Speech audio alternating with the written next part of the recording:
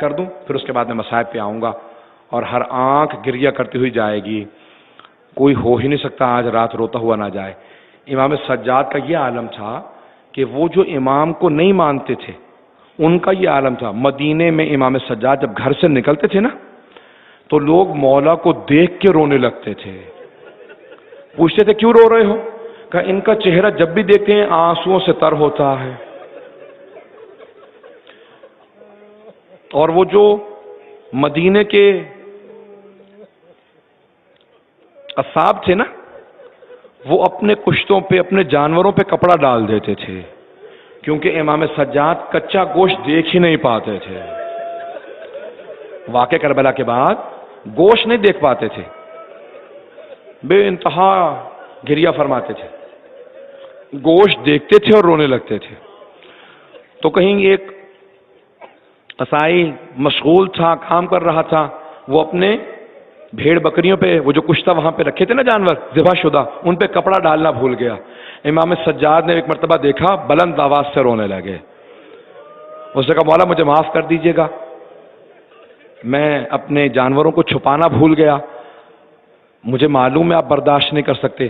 تو فوراً مولا نے ایک مرتبہ کہا یہ صبر کی بے صبری نہیں ہے امام علیہ السلام کی۔ مولا فرما رہے ہیں دیکھو میرے پہ پابندی ہے، میں رو کے اپنے بابا کی شہادت اور مظلومیت پہنچا رہا ہوں، بے صبری نہیں ہے۔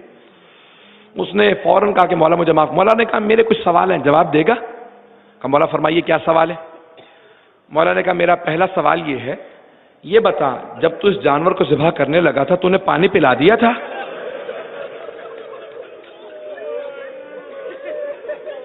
کہا مولا جب تک ہم پانی نہ پلا دیں ہم ذبح نہیں کرتے۔ مولا رونے لگے۔ مولا نے دوسرا سوال کیا کہ اتنا بتا جب تو ذبح کر رہا تھا تو نے خنجر کو تیز کیا تھا؟ کہا مولا ہم جب تک خنجر تیز نہ کر لیں ہم جانور کو ذبح نہیں کرتے۔ مولا نے کہا ایک اور میرے سوال کا جواب دے۔ کہ جی فرمائیے مولا۔ کہا کوئی دوسرا جانور دیکھ تو نہیں رہا تھا؟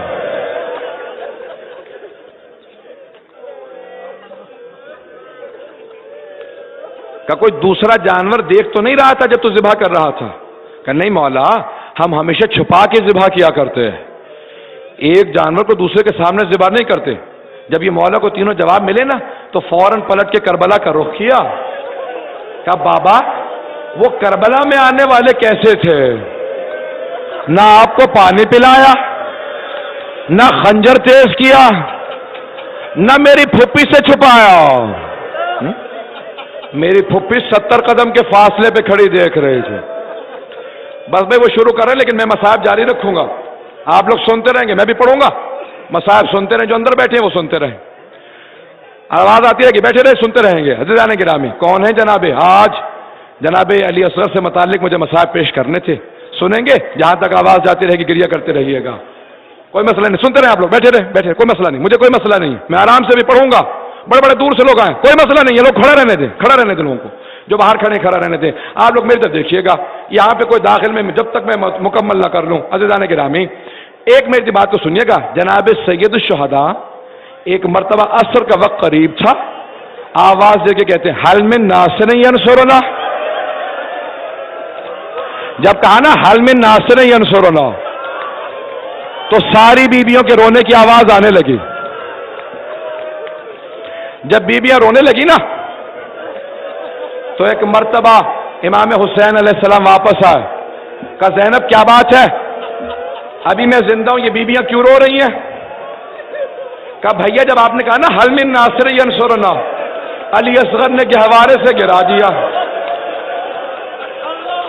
مولا نے کہا زینب لاؤ علی اصغر کو، ہاتھوں میں لیا، چلنے لگے۔ ایک مرتبہ جناب رباب نے کہا مولا ایک مرتبہ علی اصغر کو میری آغوش میں دیں۔ بی بی رباب نے گود میں لیا، کہا علی اصغر میں خاندان اہل بیت سے نہیں ہوں بیٹا، میں بیاہ کے آئی ہوں، میرے دودھ کی لاج رکھ لینا، اپنی دادی کے سامنے شرمندہ نہ ہونے دینا۔ یہاں پہ ایک بچہ صبر نہیں کر پا رہا، ہاتھ روک لیجئے گا، بیٹا دیکھیے گا، بس ایک مرتبہ سید الشہداء چلے، ہاتھوں پہ جناب علی اصغر ہے، ابا کے دامن میں چھپا رکھا ہے، آئے میدان کربلا میں جناب علی اصغر نے زبان ہونٹوں پہ پھیری، وہاں پہ عمر سعد نے کہا حرملہ اقطع کلام الحسین، حسین کے کلام کو روک دے۔ میں ادھر دیکھیے گا، ایک مرتبہ حرملہ نے تیر رکھا، چلانا چاہتا تھا، تیر گر گیا، پھر دوبارہ تیر رکھا، پھر گر گیا۔ جب تیسری مرتبہ تیر گرا، پوچھا حرملہ کیا بات ہے؟ کہا میں جب بھی تیر رکھتا ہوں ایک بی بی برقعے کا دامن پھیلا کے کہتی ہے او حرملہ تو بھی اولاد والا ہے۔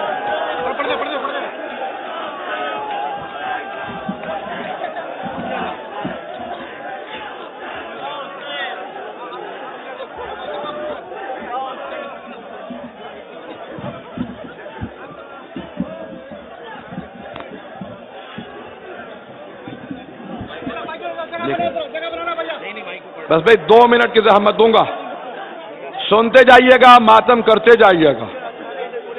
ماتم کرنے والوں سن کے ماتم کیجیے گا۔ مولا حسین نے جناب علی اصغر کا لاشا ہاتھوں پہ لیا، اولاد والوں چلے میرے مولا، در خیمہ کے قریب آئے، 7 قدم آگے لیے، 7 قدم پیچھے لیے، 2 بیویاں در خیمہ پہ ان کے پاؤں نظر آ رہے تھے، بار بار پوچھ رہی تھی مولا علی اصغر نے وفا کی؟ ایک بچی نے پوچھا بابا علی اصغر کو پانی پلا دیا؟ کہ بیٹی ایسا پانی پیا اب کبھی علی اصغر پانی نہیں مانگے گا۔ اجرکم اللہ، اجرکم اللہ۔ سنیں گے؟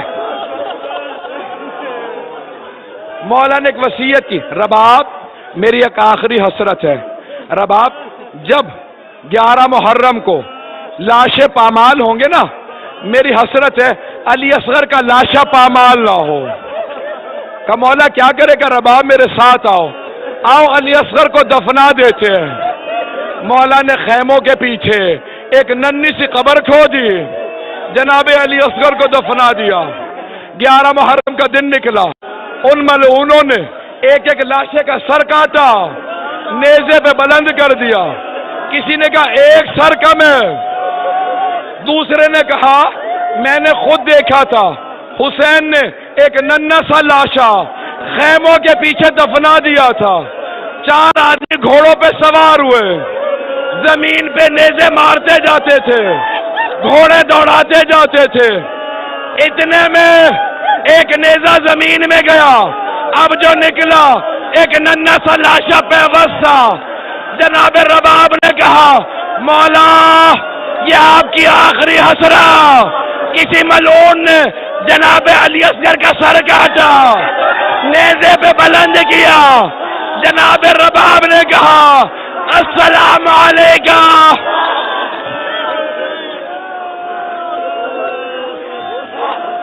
دو منٹ۔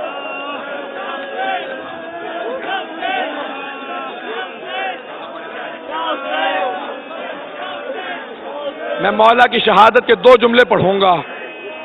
جب جناب سید الشہداء ایک مرتبہ پشت ذوالجناح سے زمین پہ آئے، کسی نے کہا شمر آگے بڑھ، حسین کا سر قلم کر دے۔ جناب زینب چیخنے لگی تم میں کوئی مسلمان نہیں ہے، یہ تمہارے نبی کا نواسا ہے۔ شمر نے امام حسین کا ماما اتارا، جب سر کے بالوں میں ہاتھ ڈالا، خنجر اٹھایا، کسی بی بی کے ہاتھ آئے کہ رک جا میں تیرے نبی کی بیٹی ہوں، تو بھی اولاد والا ہے، میرے بیٹے کو نہ مار۔ ماتم حسین